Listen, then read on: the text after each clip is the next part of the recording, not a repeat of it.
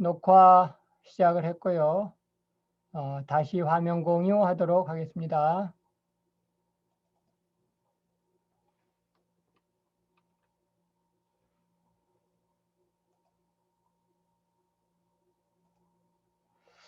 자, 오늘 두 번째 주제는 그 제한 속죄설이라고 하는 주제에 대해서 여러분들에게 설명을 드리도록 할게요. 기독교와 관련된 그 어떤 이론들 중에서도 설이라고 하는 걸 얘기할 수 있습니다. 이론이죠, 이론.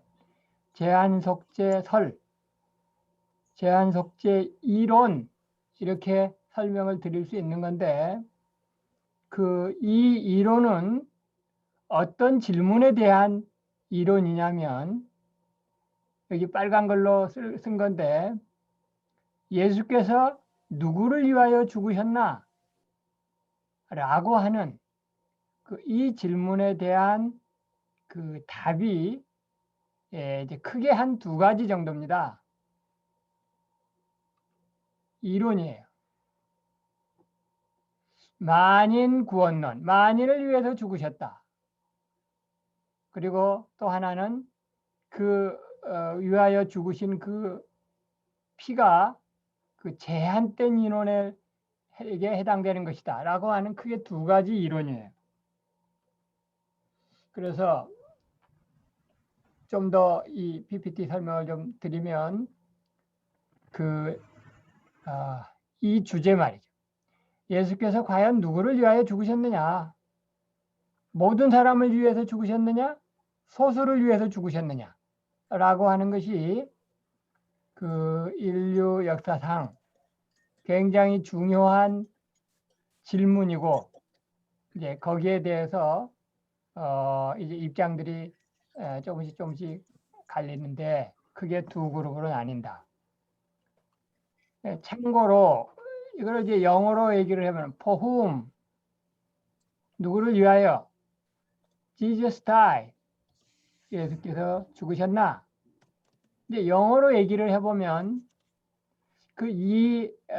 말하자면 전 세계적인 하나의 그 철학적인 질문이기도 하고 결국은 종교적인 신앙적인 질문이 되는데 이 질문을 약간 일부러 약간 그 패라프레이즈 모방한 소설의 제목이 누구를 위하여 종은 울리나 라고 하는 그 소설 제목이에요. 여러분들이 아시는지 모르겠습니다만 그 미국의 유명한 소설가 해밍웨이의 소설 이름이 누구를 위하여 종은 울리나 For whom the bell rings 누구를 위하여 그 종이 울리나 라고 하는 소설인데 이제 이 소설은 사실 이 소설은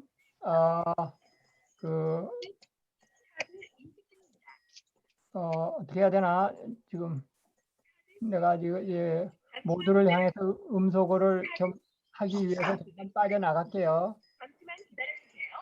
자, 공유로 잠깐 빠져나갑니다.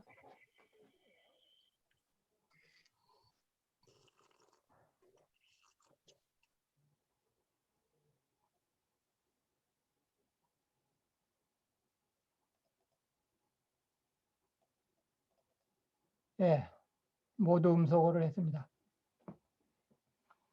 그래서 그 해밍웨이가 그 스페인 내란 때 그 한 군인을 주인공으로 해가지고 쓴 유명한 소설이 누구를 위하여 종은 울리나 이제라고 하는 건데 이제 우리 어렸을 때는 우리 중고등학교 때는 그 중고등학교 학생들이 빨리 그때는 그저 수업 끝나는 종이 울렸어요. 그러면 이제 수업 끝. 그 마지막 수업 끝나면 이제 집으로 가는 거죠. 우리 중고등학교 다닐 때는 누구를 위하여 종을 울리나? 나를 위해서 울린다. 그리고 이제 수업 끝. 그렇게 이제 우리 때는 그러고 그랬는데 하여튼 유명한 소설이에요. 그 소설도 따지고 보면 그 유명한 신학적인 명제에 대한 하나의 뭐 꼭 모방이라기보다는 이 그 중요한 신학적인 신앙적인 그 명제가 학문으로도 발전을 하는 거예요. 학문으로도 발전을 하고 예술로도 발전하고 그러는 거예요. 자, 이 질문에 대한 두 가지 입장 그랬죠.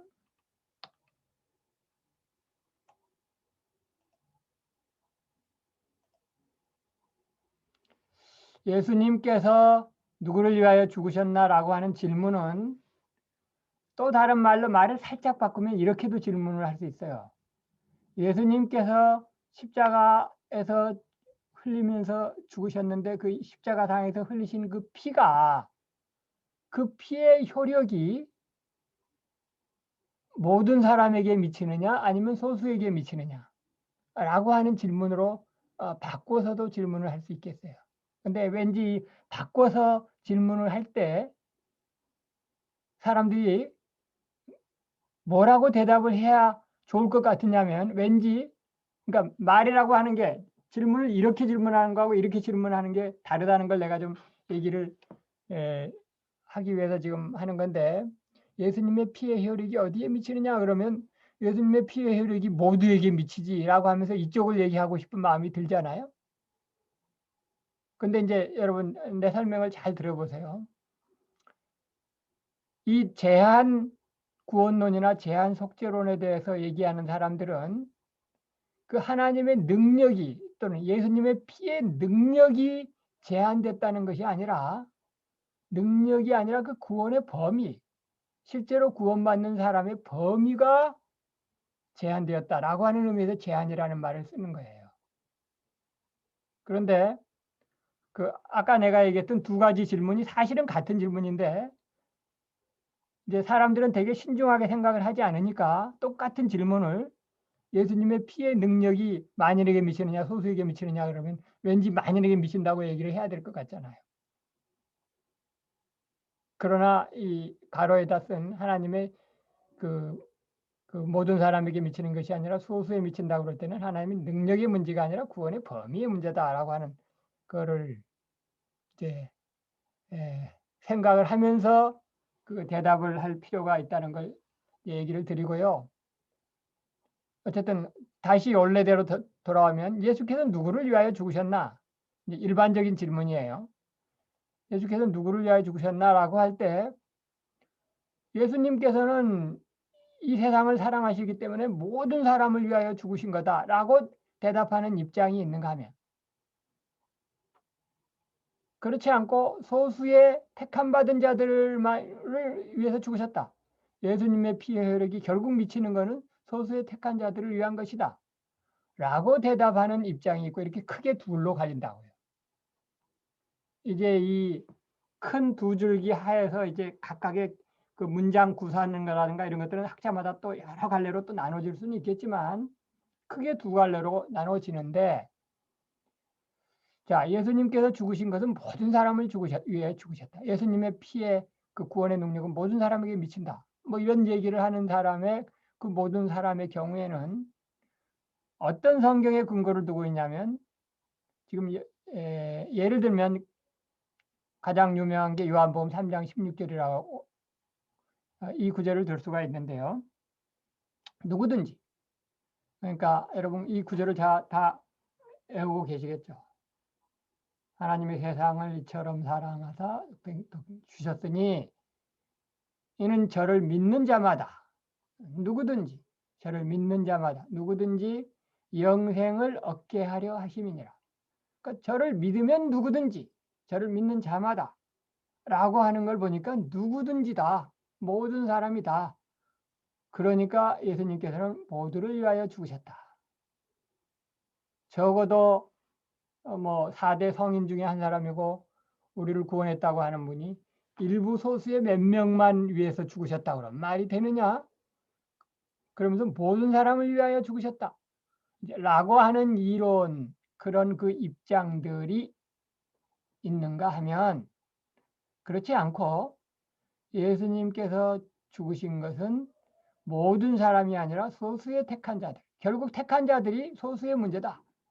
모든 사람들이 택함 받은 것이 아니다라고 하는 부분을 강조하는 입장이 있어요. 그래서 이 소수, 실제로 택함받은 자들은 소수다 라고 하는 것을 얘기하는 입장을 제한구원론 또는 제한속죄론 이렇게 얘기를 합니다.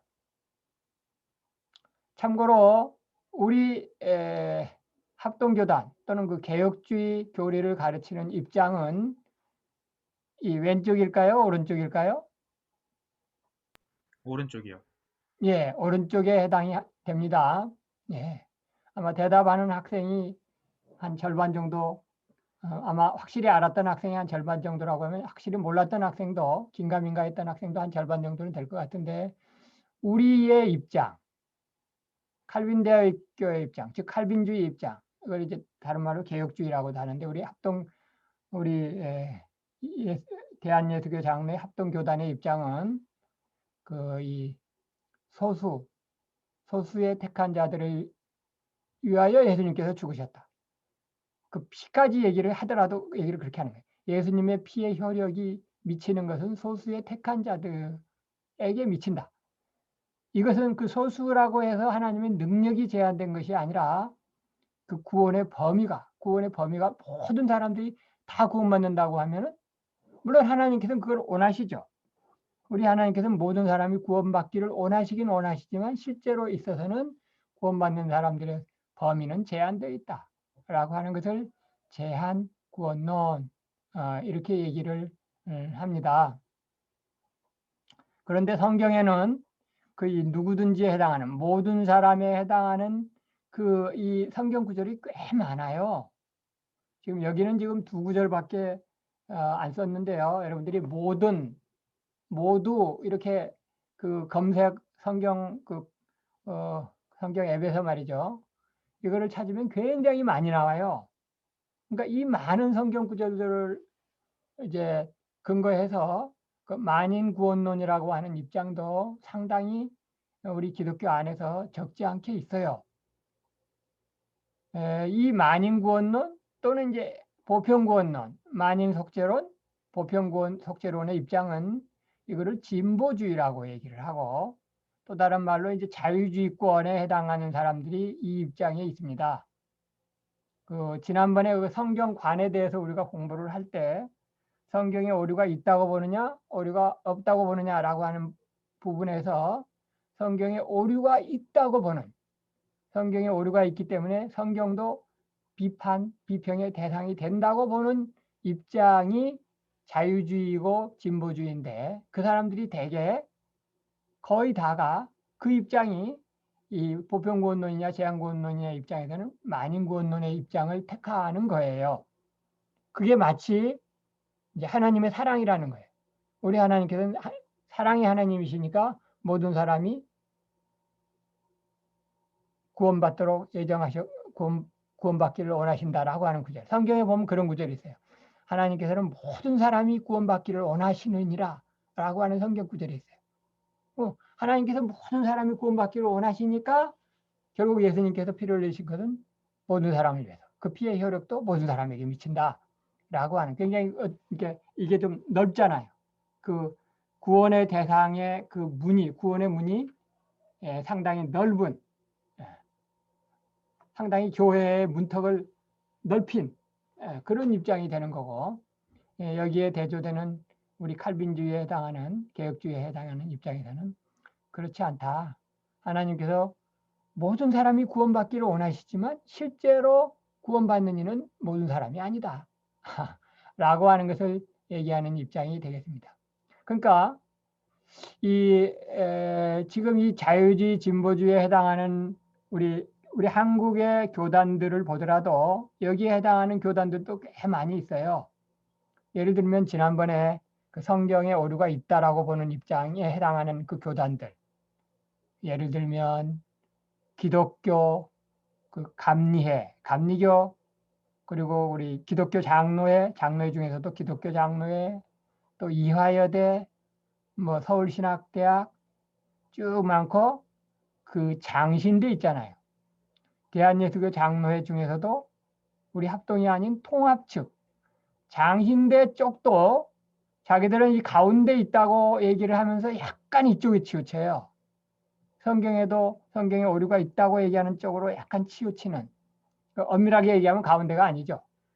약간 자유주의 쪽에 약간 가 있는, 많이는 아니지만 이게 이제 통합교단의 입장이 되는 거예요. 그런데 이 오른쪽의 입장도 꽤 많죠. 우리 한국에서는 오히려 이 숫자가 더 많아요. 이 교단이 우리 합동교단뿐만이 아니고 고신, 백석, 또 어디 있어요? 뭐 예성, 뭐 또 어디가 있나요? 여러분 그 하나님의 성회라고 있죠. 그 순복음교회. 순복음교회는 어느 쪽에 속할 것 같아요? 순복음교회는 비교적 보수적인 입장이기 때문에 여기서 제한석 구원론, 제한석처럼 부분에서 이 오른쪽에 속합니다. 그 신학적인 면에서는 순복음교회는 우리하고 다른 게 이제 성령의 그 임하시는 시점 뭐 이런 거에서 성령하고 관련한 그 부분에서 이제 우리가 나중에 몇 주 후에 또 공부를 하겠습니다만 오순절 그러니까 순복음교회 쪽하고 우리 장로교 쪽 입장하고 다른 부분에 대한 그 또 어떤 그 주제가 있어요. 논쟁의 주제가 있는데 적어도 성경관이라든가 그다음에 그 구원의 그 범위의 문제에 있어서는 순복음교회도 말하자면 그 보수주의 쪽에 이쪽에 더 가깝다 이렇게 얘기를 할 수가 있겠습니다. 자, 이쪽에 그 성경 근거는 이런 거예요. 소수의 택한 자들. 요한복음 10장 26절에 보면 예수님께서 내가 내 양을 알고 또 내 양도 나의 목소리를 안다 이렇게 표현하신 그 부분이 있는데 내 양이라고 하는 예수님께서 직접 사용하신 그 표현 중에 내 양이라고 하는 단어를 사용하셨는데 쉽게 얘기해서 내 양이 있으면 내 양이 아닌 양이 있는 거예요. 그 이제 예수님의 그 피의 구원의 문제잖아요. 근데 예수님께서 내 양이라고 직접 하셨는데 예수님의 양이 아닌 양이 있는 거예요. 그러니까 예수님의 양이 아닌 자들은 그 양들은 사실은 그 구원의 영역 안에 택함 받지 못했다. 구원의 범주 안에 들어오지 못한다. 뭐 이렇게 얘기를 할 수 있는 것이죠. 마태복음 1장 21절도 같은 맥락인데 예수님 태어나시기 전에 그 가브리엘 천사가 마리아에게 예수님의 이름을 얘기하면서 아들을 낳으리니 이름을 예수라 하라. 이는 저가 자기 백성을 저희 죄에서 구원할 자이심이라. 이는 그가 말이죠. 태어날 예수라고 하는 이 존재가 자기 백성을 구원할 자이시기 때문에 예수라고 해라. 자기 백성. 천사가 하나님의 말씀을 천사가 전달해 준 건데 자기 백성이라는 표현이 있으면 자기 백성이 아닌 자들이 있다라고 하는 거죠. 그래서 우리 칼빈주의에서는 이 보수주의 성경을 좀 보수적으로 또는 좁은 입장에서 보아서 하나님의 구원의 범위가 사실은 제한되어 있다 해서 리미트, 제한된, 리미티드 이렇게 이런 수식어를 붙이는 겁니다. 자, 마태복음 22장 14절에 보면 이런 구절이 있어요. 청함을 받은 자는 많대. 이제 저기에 문제죠. 그 혼인잔치에 대한 얘기죠. 청함을 받은 자는 많대. 택함을 입은 자는 적으니라. 그래서 혼인잔치에 오세요. 그 초청장을 돌린 그 대상은 많은데 실제로 온 사람은 작아. 실제로 온 사람들 중에는 뭐 나는 이것 때문에 못 가고 이것 때문에 못 가고 그랬는데 사실은 자기의 그 어떤 스케줄 때문에 못 온 것 같지만 사실은 하나님께서 그들을 택하지 않으셔서 그들로 하여금 여기 혼인잔치에 못 오게끔 올 형편이 안 되도록 자연스럽게 이끄신 거나 마찬가지예요. 근데 그거를 우리 믿는 자들 입장에서는 택함이다. 이렇게 표현을 하고 사실은 누구든지 그 구원의 그 길을 예수님을 믿을 수 있는 권리가 모든 사람에게 주어졌지만 실제로 오는 사람은 많은 숫자가 아니다. 라고 하는 얘기를 하고 있어요. 그래서 이제 여러분들이 아셔야 될 거는 성경에 모든이라고 하는 단어가 나오는 성경 구절이 많이 있는데 그때 그 모든이라고 하는 말을 문자 그대로 모든으로 이해를 하면 안 되고 하나님께서 모든 사람, 그러니까 이때 이 모든 사람의 의미는 뭐냐? 옛날에는 구약 시대에는 그 아브라함의 자손이라고 그래가지고요. 그 구원의 그 대상이 이스라엘 사람들만 또는 이스라엘 적어도 이스라엘 민족이 아니라고 하더라도 이스라엘 민족과 같은 신앙 행위를 하는 그 할례를 받은 이방인이라고 하더라도 적어도 할례를 받았거나 아브라함의 후손들만 구원을 받고 하나님의 백성인 줄 알았거든요. 그런데 그게 아니라 아브라함의 후손이라고 하는 것은 육적인 할례를 해야만 아브라함의 후손이 아니라 어느 민족 누구게나 모든 사람들에게 어느 민족이든지 히브리 민족이 아니라고 하더라도 그 어떤 민족이라고 하더라도 믿으면 구원받을 수 있다라고 하는 의미에서 모든이에요. 이스라엘 백성에게만 한정된 것이 아니라 모든 민족에게 그 모든 민족은 피부 색깔이 검다고 하더라도 상관이 없고 또는 여자라고 하더라도 상관이 없고 그 어떤 성과 인종과 피부 색깔 그런 거 구분 없이 모든 민족에게 예수님을 믿으면 구원이 열려 있다라고 하는 그런 의미에서 모든 사람인 거예요. 그리고 문자 그대로 그 모든 사람을 가리키는 건 아니다. 자, 한 가지 예를 드리도록 할게요. 문자 그대로 만약에 성경에 쓰여 있는 것을 성경은 하나님의 책이니까 모든 성경에 있는 그거를 그 중시한 나머지 성경에 써 있는 모든이라고 하는 건 진짜 모든 이 세상에 있는 모든이다라고 얘기를 하면 그거 그 좀 성경이 좀 성경을 이상하게 해석을 해야 돼요. 왜냐하면 그 모든 사람이라고 하는 그 표현이 성경에 나온 구절 중에 어떤 게 있냐면 예수님께서 잉태되셨을 때 로마의 황제가 아구스토가 천하의 명령을 내렸어요. 어떤 명령을 내리냐면 천하의 모든 사람으로 호적을 하게 해라. 여러분 잘 아시는 내용이죠? 그래서 이제 요셉하고 마리아가 이제 그 요셉의 그 본관이 있는 베들레헴으로 이제 가지 않습니까? 천하의 모든 사람으로 하여금 호적을 그 자기의 호적에 근거가 있는 그곳에서 호적을 하라고 하는 명령을 로마 황제가 내렸어요.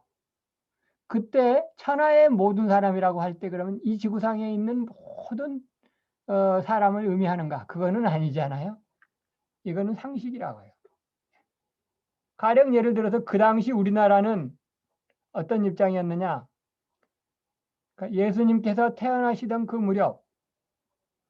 무렵이 우리나라는 어느 시대인지 여러분 혹시 생각해 보신 적이 있으신지 모르겠는데 내가 만약에 시간만 많으면 실시간 대면 수업이라고 하면 내가 기다리면서 한번 여러분들 중에 대답이 올라오는 걸 우리나라는 그 과연 그때가 어느 때였는가 한번 기다리면 여러분들 중에 이제 뭐 답이 나올 때까지 기다리는 한 2, 3분 기다리는 방법도 있지만 그냥 내가 질문만 드려야 거예요.